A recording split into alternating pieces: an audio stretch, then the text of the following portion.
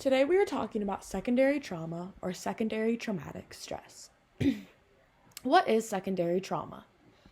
Secondary trauma is emotional distress arising from an individual listening to the first-hand experience of trauma from another person. Secondary traumatic stress is an identified occupational hazard for people who work in the social service field. Secondary trauma is otherwise identified as compassion fatigue, which is physical, emotional, and spiritual exhaustion with the additional characterization of the slow erosion of motivation to do a job. Symptoms of secondary trauma or secondary traumatic stress include, but are not limited to, cognitive symptoms, behavioral symptoms, emotional symptoms, and physical symptoms. These symptoms are usually marked by intrusion, avoidance, and arousal. The cognitive symptoms of secondary trauma are decreased concentration, rigidity in thinking, apathy, and preoccupation with trauma. The behavioral symptoms include withdrawal, sleep disturbance, change in appetite, and an elevated startle reflex. The emotional symptoms of secondary trauma include guilt, anger, helplessness, sadness, and numbness.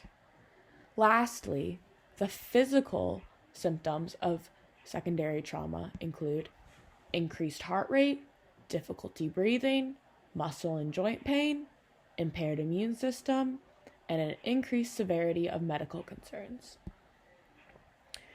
It is important we discuss how to address secondary trauma as it is becoming an increasingly pertinent talking point in our society.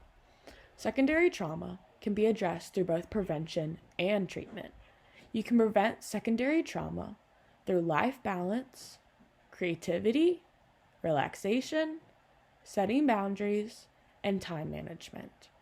You can treat secondary trauma through support groups, professional help, learning and focusing on self-care, and acknowledging success in your life and the workplace. It is also important that we discuss how to reduce exposure to secondary trauma. The best ways to reduce the exposure to secondary trauma is by setting boundaries and utilizing proactive coping techniques such as meditation or planning in our daily life. Another way to reduce exposure would be to allot time for yourself to breathe and to think, as to not overwhelm your brain when talking or dealing with trauma.